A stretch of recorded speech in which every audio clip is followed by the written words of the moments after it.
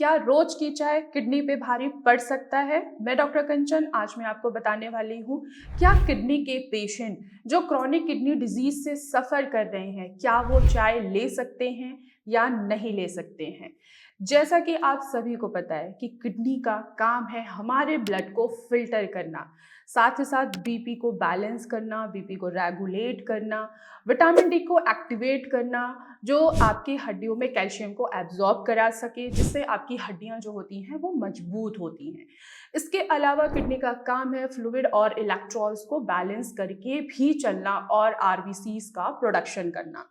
लेकिन जब किडनी किसी भी रीजन के वजह से खराब होती है, स्पेशली देखा गया है कि 80 to 90% जो कॉजेज रिस्पॉन्सिबल होते हैं वो होता है हाई ब्लड प्रेशर और हाई शुगर लेवल। इसके बाद आती है अगर आपको कोई ऑटोइम्यून डिसऑर्डर है जैसे कि आईजीए नेफ्रोपैथी, या अगर आपको नेफ्रोटिक सिंड्रोम हो गया है, या कोई जेनेटिक इशू है जैसे कि पीकेडी जिसको हम पॉलीसिस्टिक किडनी डिजीज कहते हैं। ये भी एक फैक्टर है जो आपके किडनी के फंक्शनिंग को क्या करता है, खराब करता है, डिस्टर्ब करता है, जिसके वजह से आपको देखने को ये मिलता है कि आपका यूरिया बढ़ रहा है, क्रेटिनिन बढ़ रहा है, और साथ ही साथ जो इलेक्ट्रॉल्स होते हैं जैसे कि पोटेशियम हो गया, सोडियम हो गया, ये सारे क्या हैं, ये भी आपके डिस्टर्ब ही हैं। तो क्या एक किडनी फेलियर का पेशेंट जो क्रॉनिक किडनी डिजीज से सफ़र कर रहा है, क्या उनको चाय पीना चाहिए या नहीं पीना चाहिए? सर्दी का मौसम है और सर्दियों में सबसे ज़्यादा लोग पसंद करते हैं गरम गरम चाय पीना। चाय मिल जाए तो क्या बात है, लेकिन यहाँ पे एक सवाल ये आता है कि क्या किडनी के पेशेंट जो क्रॉनिक किडनी डिजीज से सफ़र कर रहे हैं उनके लिए चाय फायदेमंद है या नहीं है? तो चाय में कैफीन होता है, कैफीन जो आपके ब्लड प्रेशर को बढ़ा सकता है।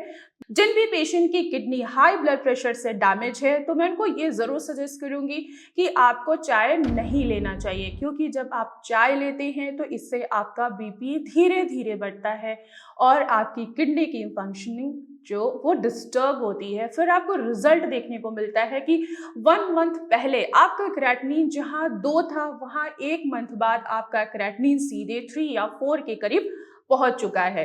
तो अगर आपकी किडनी हाई ब्लड प्रेशर की वजह से डैमेज हुई है तो आपको चाय नहीं लेना चाहिए।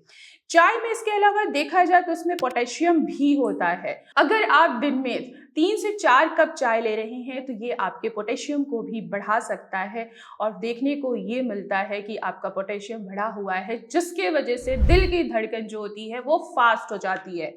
तो आपको चाय नहीं लेना चाहिए। इसके अलावा चाय में ऑक्सलेट होता है जो किडनी स्टोन कॉज करता है, और जिन लोगों की किडनियों में स्टोन बार बार बन रहा है मैं उनको जरूर कहना चाहूंगी कि आपको चाय नहीं लेना चाहिए। अगर आपको चाय लेना भी है तो आप 1 कप चाय ले सकते हैं, यानी कि 100 ml से 120 ml तक ये इनफ है आप लोगों के लिए। कम चीनी कम दूध वाली चाय ले सकते हैं, लेकिन अगर आप अधिक मात्रा में चाय लेते हैं तो आपकी किडनी की फंक्शन डिस्टर्ब हो सकती है। और जो लोग अधिक मात्रा में चाय लेते हैं उनमें आपने देखा होगा कि सूजन बहुत ज्यादा आ जाता है, और इसके साथ ही साथ पेशेंट को सांस लेने की भी तकलीफ होती ही होती है। लेकिन अगर हमारी किडनियों पे कोई प्रॉब्लम आई तो हमारा पूरा शरीर जो है वो डिस्टर्ब रहता है। तो सबसे बड़ा जो सवाल हर पेशेंट यही पूछता है, ओपीडी में भी पूछते हैं, ऑनलाइन भी पेशेंट पूछते हैं, यहाँ तक कि हमें कमेंट्स में भी पूछते हैं, क्या हम चाय ले लें? और स्पेशली सर्दियों के मौसम में अक्सर ये सवाल पूछा जाता है। तो एक किडनी फेलियर का पेशेंट देखा जाए जिनका क्रेटिनिन बहुत ज़्यादा बढ़ा हुआ है, पोटेशियम बढ़ा हुआ है, सारे पैरामीटर्स अगर आपके बढ़े हुए हैं तो आपको चाय नहीं लेना चाहिए। अगर आपके पैरामीटर कंट्रोल में है, 2 है, 3 है, तो आप 1 कप चाय ले सकते हैं पूरे दिन में, सिर्फ 1 कप चाय। अगर आप 2-3 कप चाय लेते हैं तो इससे आपकी प्रॉब्लम बढ़ सकती है, किडनी की फंक्शनिंग दोबारा से डिस्टर्ब हो सकती है। तो मैं आशा करती हूँ कि आप लोगों को समझ में आया होगा एक किडनी फेलियर पेशेंट चाय क्यों नहीं ले सकते हैं और किस वजह से नहीं ले सकते हैं।